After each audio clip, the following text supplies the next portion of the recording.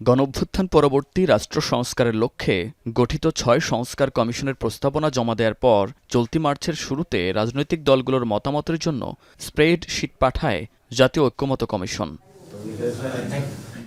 পর্যবেক্ষণ শেষে ওই স্প্রেডশিট ১৩ মার্চের মধ্যে জমা দেওয়ার কথা থাকলেও অধিকাংশ রাজনৈতিক দল নির্ধারিত সময়ে তা জমা দেয়নি। রোববার প্রস্তাবনা জমা দেওয়ার আগের দিন সংবাদ সম্মেলন ডাকে বিএনপি, যেখানে প্রস্তাবের নানা অসঙ্গতি তুলে ধরেন দলটির মহাসচিব। স্প্রেডশিটে বিশেষ কয়েকটি রাজনৈতিক দলের এজেন্ডা বাস্তবায়নের অভিযোগ করেন মির্জা ফখরুল ইসলাম আলমগীর।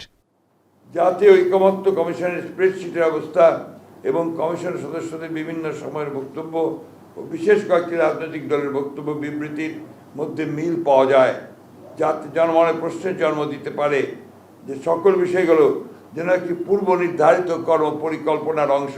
তাদের প্রস্তাবের সঙ্গে আপনার ওই রাজনৈতিক দলগুলোর বা ব্যক্তিদের প্রস্তাব অনেকটাই আপনার একই রকম আসছে। স্পেসিফিক এখন আমি বলতে চাচ্ছি না।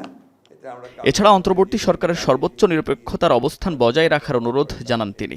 নির্বাচিত সংস্কারের মাধ্যমেই পূর্ণ সংস্কার সম্ভব উল্লেখ করে ফখরুল বলেন, এমন কোনো উদ্যোগ যেন নেওয়া না হয় যাতে ফ্যাসিবাদ বিরোধী ঐক্য নষ্ট হয়। এমন কোনো পদক্ষেপ নিতে পারি না যাতে করে ফ্যাসিবাদ বিরোধী জাতীয় ঐক্য গণঐক্য বিনষ্ট হয় অথবা ফাটল ধরে।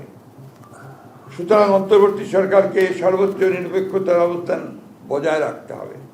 কোনো মহলকে রাজনৈতিক ফায়দা হাসিলের এজেন্ডা যেন সরকারের কর্ম পরিকল্পনার অংশ না হয় সেদিকে সজাগ দৃষ্টি রাখতে হবে। নির্বাচিত সরকার জনগণের কাঙ্ক্ষিত ঐক্যমত্যের সংস্কার সমূহ সম্পন্ন করবে, কেননা জনগণের নিকট দায়বদ্ধ ও ন্যায় বিচার এবং সুশাসন নিশ্চিত করতে অঙ্গীকারবদ্ধ নির্বাচিত সরকারের পক্ষেই গ্রহণযোগ্য সংস্কার সম্পাদন করা সম্ভব। সংবিধান ও নির্বাচন ব্যবস্থা সংস্কার কমিশনের সুপারিশে রাজনীতিবিদদের বাদ দিয়ে অনির্বাচিত লোকদেরই দেশ পরিচালনায় উদ্বুদ্ধ করা হয়েছে বলে অভিযোগ করেন মির্জা ফখরুল।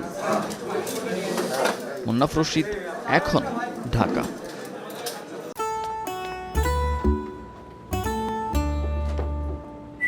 এই ঈদে জুয়েলারি ক্লোদিং এ বিকাশ পেমেন্টে ডিসকাউন্ট।